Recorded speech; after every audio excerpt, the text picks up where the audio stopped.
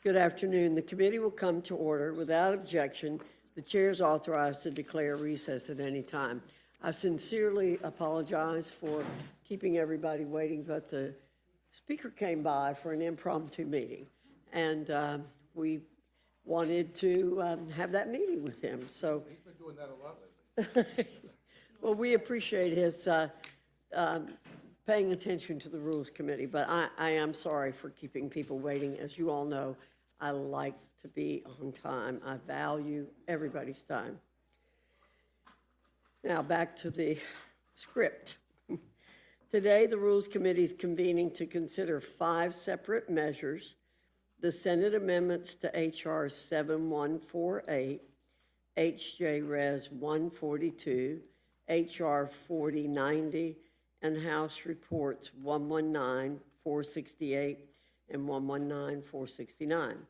2 reports accompanying resolutions recommending that the House find former President Bill Clinton and former Secretary of State Hillary Clinton in contempt of Congress. Before we get into the substance of today's meeting, I'll touch on a few points. First, I thank everyone spent their time traveling back to D.C. The weather's not been very kind as of late. It's impacted many. Our work this week is very important, and we all know that to be true. What's more, we all know that our country's facing many challenges right now. I had the good fortune to have some time this weekend to read articles focused on our 250th anniversary and obstacles that were overcome to establish our great country. On a day-to-day basis, we often focus on the negative and don't put our successes in perspective. But the truth is that we need a balanced perspective. Regarding the unfortunate incidents that took place in Minneapolis recently, let me just say that violence of any kind is deeply abhorrent to me, and any death that occurs leaves a deep impression on our hearts. One can agree with that sentiment regardless where you stand on the political spectrum. Right now, people have a lot of very strong feelings, and it's my hope that the palpable tension within the nation's public squares will be calmed and that we can be models for that. These are deeply concerning incidents that are worthy of an independent investigation, in addition to the ongoing investigation by the administration. Next, a word about the appropriations measure before us. The House passed its last tranche of appropriations bills and sent them to the legislative body that sits opposite us. And to the surprise of absolutely no one, the Senate decided in turn to engage in a game of legislative hot potato. The House did not, for even a moment during the appropriations process, flirt with the possibility of a government shutdown. But that's what the Senate decided to do. Now we're back here caught in a malaise of deja vu because, quote, the world's greatest deliberative body, end quote, decided to torpedo the process without fail, as it tends to do. To describe this as disappointing would be an understatement. This process should have been over and done with by now. There's much more business that we need to attend to, and a delay like this keeps us from completing more work. Moving on to the remaining items on today's agenda. H.J. Res. 142, a Congressional Review Act resolution, provides for congressional disapproval of the D.C. Income and Franchise Tax Conformity and Revision Temporary Amendment Act of 2025. A mouthful.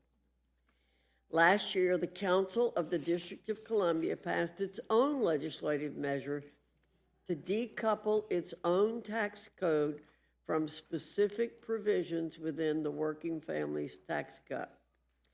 That measure would do more harm than good. The council's approach would rob D.C. residents of new tax cuts, thereby increasing taxes on families, seniors, and small businesses within the district. By passing this disapproval resolution, we can strike down Democrat-imposed tax hikes in the district that are punishing its citizens while other Americans are granted the tax cuts. This is hypocritical in light of other demands that the DC Council makes.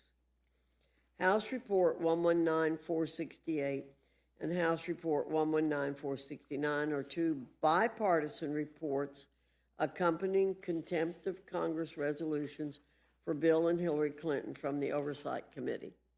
Bill and Hillary Clinton refused to comply with duly issued bipartisan subpoenas that compel their respective depositions to the Oversight Committee in relation to the committee's ongoing investigation into Jeffrey Epstein. They've impeded Congress's investigations and failed to comply with duly issued subpoenas, subpoenas which were voted for unanimously in one of the oversight subcommittees. As Chairman Comer said previously, we're proceeding with these contempt resolutions to demonstrate to the American people that justice is applied equally to everyone, regardless of position, pedigree, or presumed prestige. Finally, we turn to H.R. 4090, the Critical Mineral Dominance Act, legislation that would codify provisions of certain executive orders relating to domestic mining and hard rock mineral resources. H.R. 4090 would require the Department of the Interior, in consultation with the Department of Agriculture, to identify priority mining projects on federal lands that can be immediately approved and take all necessary and appropriate steps to expedite these projects. Further, it targets legal and regulatory bottlenecks that impede domestic mining by directing the Department of the Interior to oversee a series of actions related to reviewing such roadblocks on the state and local levels, as well as recommending changes to current law to streamline domestic mining. We have another busy day here at the Rules Committee, and as always, I look forward to the spirited discussions that we'll have. With that, I now yield to the ranking member, Mr. McGovern, for any comments he wishes to make. Well, thank you, Madam Chair, and we have a